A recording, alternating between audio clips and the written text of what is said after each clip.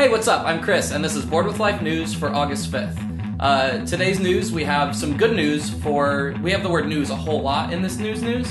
But we have good news for the Doom that came to Atlantic City. We're going to have a bit of shameless self-promotion for Bored with Life, the series. We are going to talk about my top picks for the Gen Con releases. Thanks for tuning in. Let's hit it.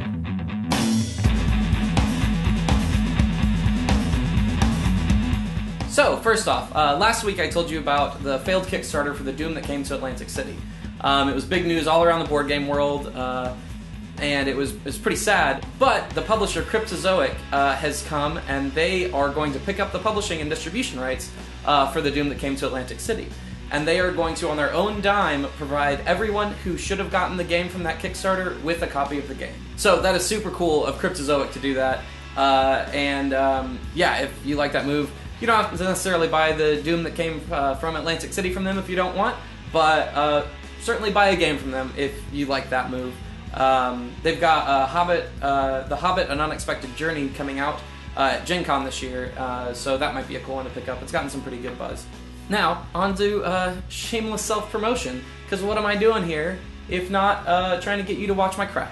So, Bored with Life, the series, finally comes out this Thursday. We're super excited about it. We've been working really hard on it. It's a narrative series we're doing.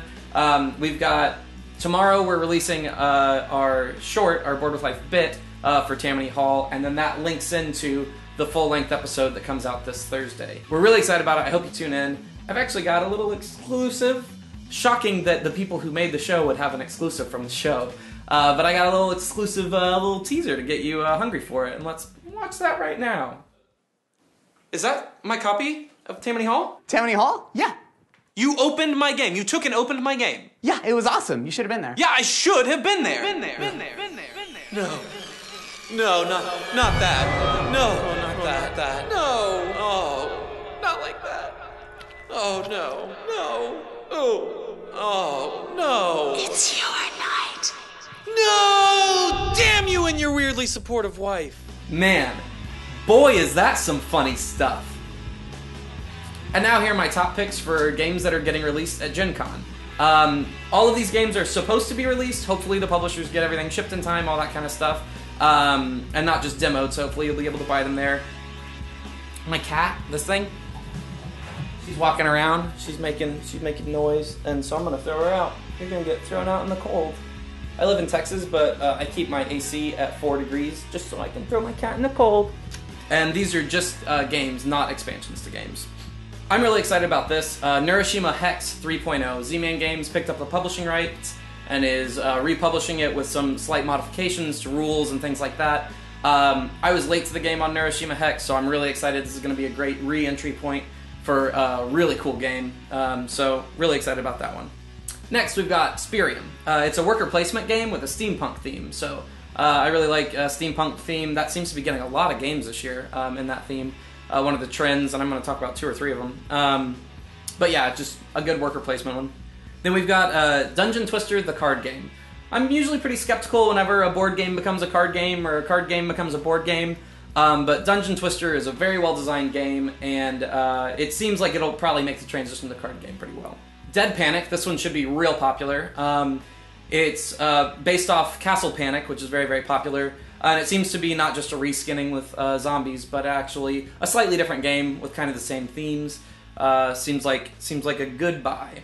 We've got Choreo, which is a really fast-paced card game. It takes about 15 minutes to play, and it has some of the most beautiful artwork that I've ever seen. Also steampunk themed, but that'll be a cool one to check out. Next is Dread Curse. It's a push-your-luck game that fits up to 8 players, and I'm a sucker for any game that plays well with 8 players because we've got a really big board game group. So, yeah, it's a pirate theme, a little crunchy 8-player game. I don't know if it's crunchy, I just said that because I like that word. Up next is Space Cadets Dice Duel. I bet this one sells out super fast. Space Cadets is real popular. This also fits up to 8 players, which I love. And it's a real-time dice game.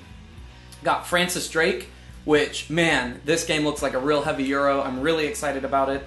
Got just tons of little bits and components and stuff. So if you're into Euros, I would definitely check that one out. Next is What's He Building in There? This is another worker placement game.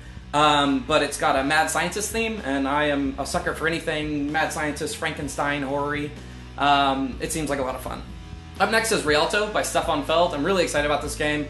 He's a great designer. This one looks a little bit lighter than some of his designs, but still, you know, all the Euro elements that you're going to want from a Feld game. Star Trek Attack Wing is going to be a huge release. If you like Star Wars X-Wing, you're going to like Star Trek Attack Wing, assuming you like Star Trek. So basically the same game, but now you get Star Trek ships, which people that like Star Trek ships. Alright, so those were my top picks for what's coming out of Gen Con this year.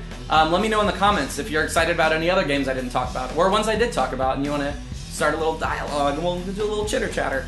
Make sure to follow us on Facebook and Twitter and subscribe on YouTube. Make sure you watch the web series that we got coming out this Thursday. We're so excited about it. We've worked so hard on it and we're super excited for you guys to see it. We got sketches and all that good stuff. Thanks for the support, guys, and yeah, see you next week.